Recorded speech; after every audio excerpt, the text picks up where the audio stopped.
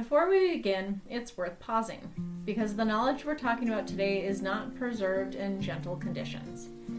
You want to picture hands moving through leaves at dawn, not out of leisure, but necessity.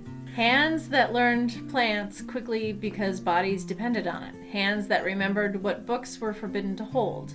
This was knowledge carried through enslavement, displacement, and violence, but kept alive by people who had every reason to give up and did not.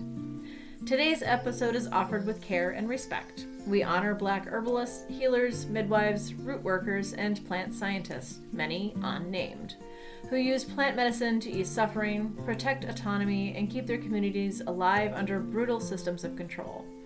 This is not a romantic story, it is a reverent one. Welcome, witches, pagans, heathens, spiritualists, and anyone interested in living sustainably. This is Old Ways, New Days, where the old ways meet the good dirt. I'm Kayla. And I'm Nell. And each week we explore the sacred art of living close to the land. From compost to covens, chickens to charms, We're reclaiming self-sufficiency, seasonal living, and ancestral wisdom. whether you're stirring your cauldron or your soup pot, This is a space for wild-hearted folk walking the homesteading path with intention, magic, and muddy boots.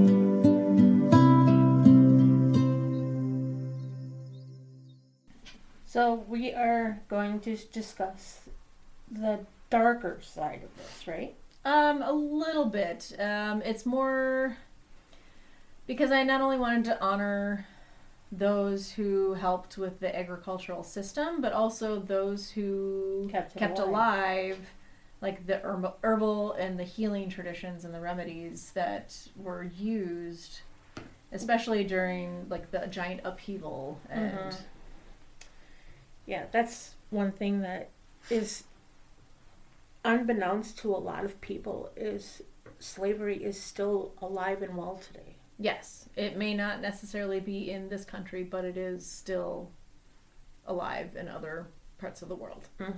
And it hurts. And like I don't feel like people should ever feel that way. And I know that there are still people here in the States that are enslaved.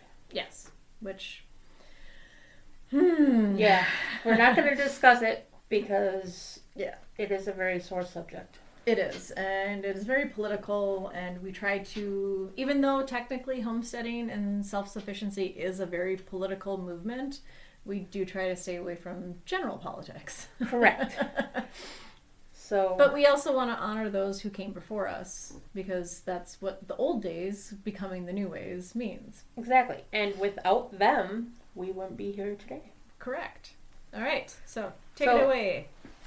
For enslaved Africans in the Americas, herbal knowledge was often the only health care available.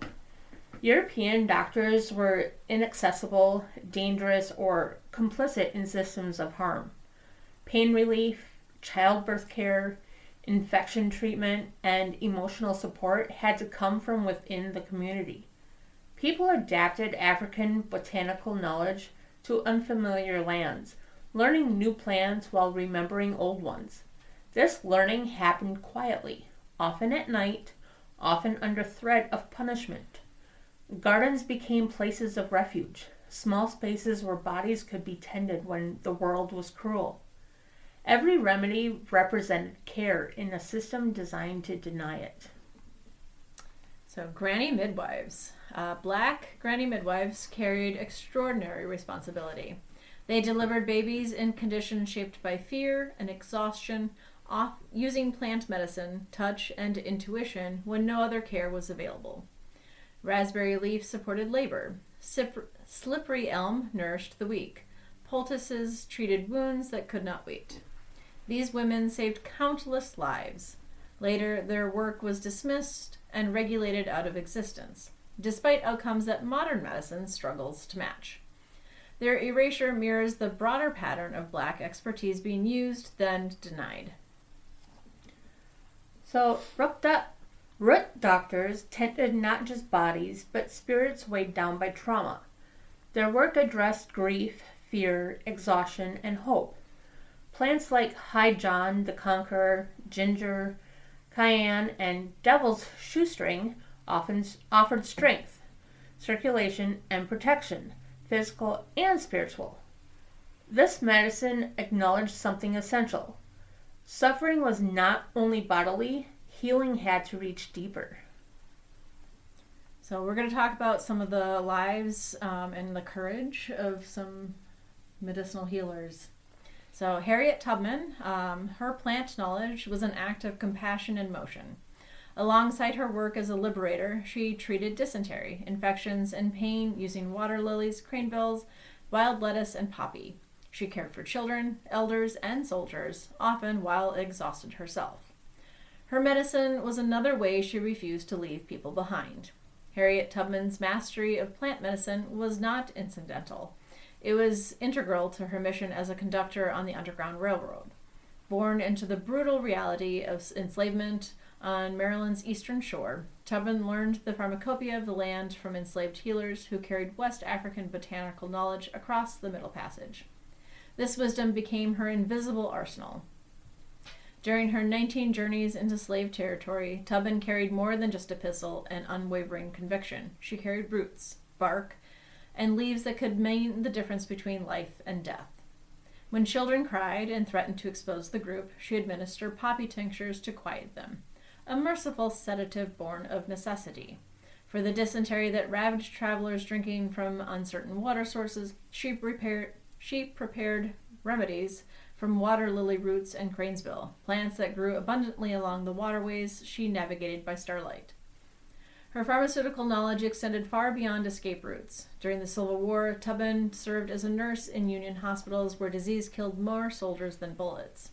She treated infections with wild lettuce poultices, managed fevers with herbal teas, and eased the agony of amputations with what limited pain relief the natural world could offer. In an era before antibiotics or antiseptics, her plant-based interventions were often the only barrier between wounded men and sepsis. What makes Tubman's healing work so profound is this. She was perpetually exhausted, perpetually hunted, perpetually carrying the weight of liberation on her shoulders. And still, she stopped to gather medicines.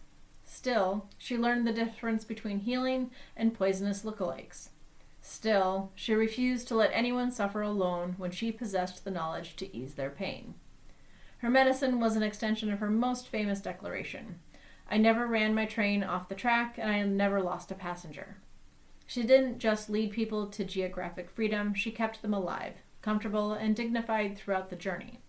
In a system designed to dehumanize, her use of plants to heal was a radical assertion of care, proving that liberation encompasses both the body and the spirit.